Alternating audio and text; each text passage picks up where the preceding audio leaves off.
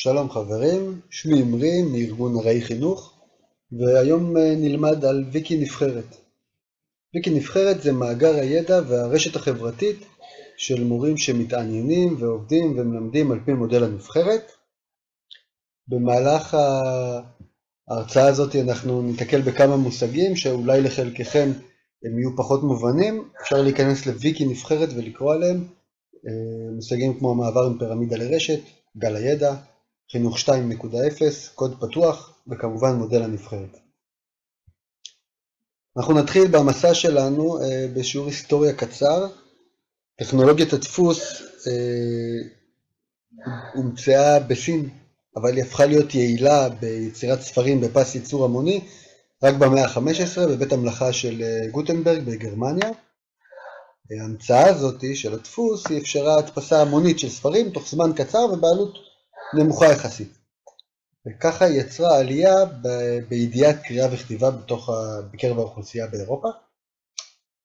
עכשיו אם אנחנו מסתכלים לפני מהפכת הדפוס, הפצה של ספרים בעותקים רבים דרשה העסקה של הרבה אנשים, ולכן מחירי הספרים שהועתקו בכתב יד היו גבוהים. הפצה של ידע באותם ימים הייתה מאוד מאוד איטית, והוגבלה רק לבני המעמד הגבוה, לבעלי ייחוס וממון. מהפכת הדפוס, מה שהיא עשתה, יצרה דמוקרטיזציה של הידע ושל האוריינות. זאת אומרת שהידע הגיע לכל מי שביקש, וכתוצאה מזה שהידע נפוץ לכל עבר, אז גם ידיעת הקריאה והכתיבה הופצה לכל עבר.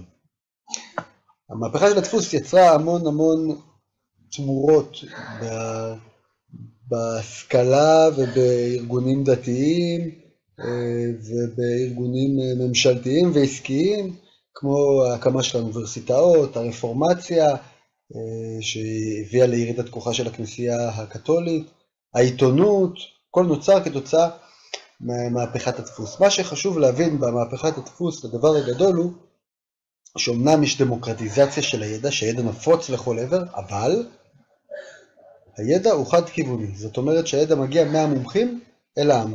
ובגלל זה כאן בכותרת אנחנו רואים 1.0. 1.0 זה ביטוי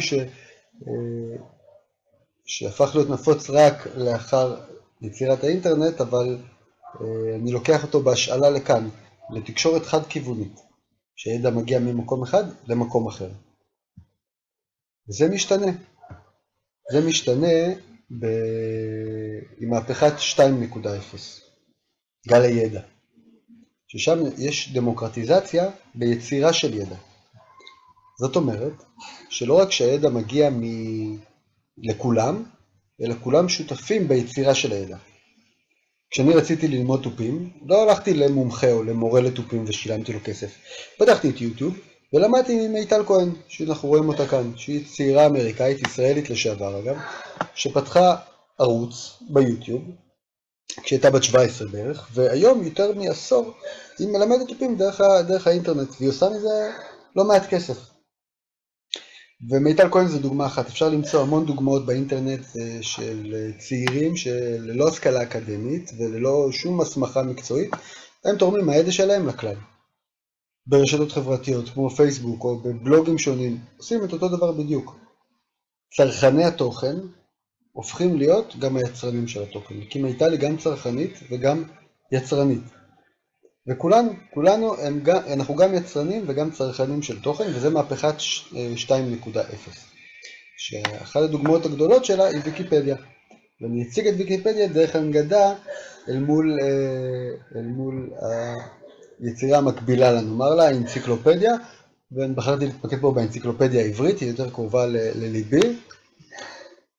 האנציקלופדיה העברית התחילה להיכתב בשנת 1944, ויותר מ-41 שנה בעצם לקח לכתוב אותה, ולהוציא כרך אחרי כרך כל כמה שנים, עד שבסופו של דבר היו 35 כרכים, 3 מהם מילואים, ומרגע ההכרזה על יצירת המפעל המכובד הזה, אנשים חיכו במשך שנים ליציאת הכרך. אני זוכר שאני ומשפחתי חיכינו שישלח כרך כ"ט, לא יודע.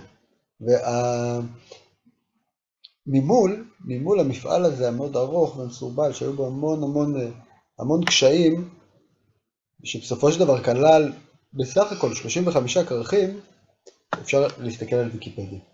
ויקיפדיה התחילה לפעול בשנת 2001 כאנציקלופדיה חופשית בקוד פתוח, שכולם יכולים לקחת חלק ביצירה של האנציקלופדיה. כשאני אומר קוד פתוח, אני מתכוון שכל אחד יכול לתרום לאנציקלופדיה, אבל כל אחד גם יכול לתרום ליצירת הממשק ולשיפורו. הממשק, האתר שעליו ויקיפדיה יושבת וכל תוכנות הוויקי בעולם, הם בקוד פתוח, ואפשר גם להשתמש בידע הזה וגם להוסיף עליו. היום רק בגרסה האנגלית יש יותר מ-1700 ערכים ביום. חוץ מאנגלית יש רק ויקיפדיה נמצאת ב-257 שפות שונות. ואם אנחנו מסתכלים על ויקיפדיה שלנו, העברית, שחגיגה בדצמבר האחרון, 200,000 ערכים. סוף שנת 2016, ויקיפדיה עברית היה בה 200,000 ערכים, שזה פי כמה מהאנציקלופדיה העברית. אם אנחנו שואלים כמה יש בכל השפות, זו שאלה מצוינת. אני לא יודע. מה שאני כן יודע זה שבשנת 2008, לפני 9 שנים, ספרו כמה ערכים יש בכל הפלטפורמות ויקי, 7 שנים לאחר שהוקמה, והגיעו ל10 מיליון ערכים. 10 מיליון ערכים שם את ויקיפדיה בעצם, לדעתי, ליצירה האנושית הגדולה ביותר, המספר הגבוה ביותר של משתמשים, והמספר הגבוה ביותר של יוצרים. ומי אלה אותם יוצרים? כל אחד מאיתנו. כל אחד מאיתנו יכול היום, עכשיו, להיכנס לתוך ויקיפדיה ולתרום מהידע שלו. להיות חלק מהמפעל המדהים הזה. ולכן ויקיפדיה היא כלי מוחשי לכוח של ההמון, לכוח של מהפכת 2.0. כאן זה לוקח אותנו למודל הנבחרת. שמודל הנבחרת הוא מבטא תפיסת עולם לעבודה רשתית, שמבוססת על המעבר מפירמידה לרשת, ומתפתח בקוד פתוח. אז בואו נזכיר מה זה מודל הנבחרת, אני מקווה שההגדרה הזאת תהיה בסוף המפגש הזה יותר ברורה. מי שרוצה לקרוא על מודל הנבחרת מוזמן לוויקי נבחרת, ולקרוא כאן מהי כיתת נבחרת, מהו מודל הנבחרת, ולקריאה נוספת אפשר להיכנס כאן. בתוך המודל הזה בתוך הוויקי, בתוך הפלטפורמה הזאת, בוויקי נבחרת, אפשר לקרוא על פרקטיקות שונות ולהכיר איך מורים מקיימים אותם. אז בואו נעשה סיור קטן בתוך ויקי נבחרת, הכתובת כאן אנחנו רואים למעלה, educationteam.wiki.co.il. כאן אנחנו רואים פרקטיקה בשל מודל בית שאן למנטורים, שנוצר על ידי 3 בתי ספר, או מיושם ב3 בתי ספר בבית שאן. בתוך הפרקטיקה עולה הצורך, עולה מהלך המשחק, איך ליישם אותו בכיתה, והערות שונות. למטה אנחנו רואים את יוצרי הפרקטיקה, יש לנו את גלעד ואת מירי, אנחנו נכנסים למירי, אנחנו רואים כמה מילים עליה, אנחנו רואים את בית הספר שמלמדת בו, באורט בית שאן, אנחנו רואים פרקטיקה שהיא פיתחה, מודל בית שאן למנטורים, ודרך ליצור איתה קשר. אפשר להיכנס גם ולראות ערך של בתי ספר, אז אמרנו יש פרקטיקה, יש ערך של מורה ויש ערך בבית ספר, וכמה מילים על בית הספר עם הלוגו שלו, עם פרקטיקות ייחודיות שיש שם, ומורים שנמצאים שם. אז הנה, ניכנס פה לאילנית צרפתי, שהיא רכזת מתמטיקה בבית הספר, וכאן יש ערכים שהיא כתבה. לדוגמה, כיתה הפוכה. כיתה הפוכה שכולנו מכירים, ואנחנו עושים אותה בעצם ברגע זה. אז הכיתה ההפוכה הזאת היא כיתה הפוכה שמותאמת למודל הנבחרת, והיא מספרת כאן איך היא עשתה את זה, איך ששווה לקרוא אותו. אז ראינו 2 פרקטיקות, ראינו 2 מורות, וראינו בית ספר אחד, אבל ויקי נבחרת יש בו מאות ערכים שונים. אפשר להיכנס כאן למגוון פרקטיקות מהכיתה, ולראות כאן, תחת הקטגוריה הנבחרת בשטח, את כל מה שמורים עשו, או כל מה שמורים הכניסו לתוך האתר, המון פרקטיקות ושיטות לעשות תכנים, ללמד, לעשות פעילויות נוספות, הכל כמובן סביב מודל הנבחרת. יש פה המון פרקטיקות, אפשר להיכנס כאן לפרקטיקות ייחודיות רק בנבחרות מתמטיקה, ולראות אותן. אז מהם המטרות של ויקי נבחרת? אתם מוזמנים להיכנס לכתובת שרשומה למעלה, educationteam.wiki.co.il, ולעלות על שאלה. מה המטרות של ויקי נבחרת? עצרו את הסרטון ותחזרו עליו אחרי שמצאתם את 2 המטרות של ויקי נבחרת. אני מחכה לכם.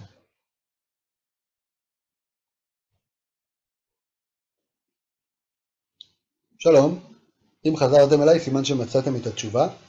הרמז הוא שהתשובה נמצאת בתוך עמוד הבית של הוויקי, של ויקי נבחרת. אז התשובה הנכונה היא שיש 2 מטרות לוויקי נבחרת. מטרה אחת, לייצר רשת של מורים שעובדים ופועלים על פי מודל הנבחרת, והמטרה השנייה, לייצר מאגר ידע, שמכיל את כל הידע שלכם ושל מורים אחרים, שתוכלו ללמוד אחד מהשני. כשהמטרה המשותפת שלנו היא שנוכל לייצר מאגר ידע עצום, ואיך אנחנו עושים את זה? על ידי לומד מלמד. כל אחד משתף אחד את האחר. טוב, אנחנו יוצאים לפעילות נוספת כדי להכיר וטיפה להשתפשף ולהבין את המאגר ידע הזה ומה יש לנו בכל מיני סוגים של ערכים יש, ומה אפשר לראות שם ואיך אפשר להתנייד מערך לערך. אז אתם מוזמנים עכשיו לרשום לכם את 5 הערכים האלה. יש פה מטרה משותפת, יש נבחרת מתמטיקה, הנבחרת בשטח, משתמש, שיס 5 ואורט בית שאן, ולנסות דרך קליקים להגיע מערך לערך בדרך המהירה ביותר. נגלה לכם שאפשר דרך 10 לחיצות להגיע. השאלה כמה אתם יכולים לעשות את זה. אז אנחנו יוצאים למשחק, תעצרו את הסרטון ותחזרו אליי כשסיימתם. בהצלחה.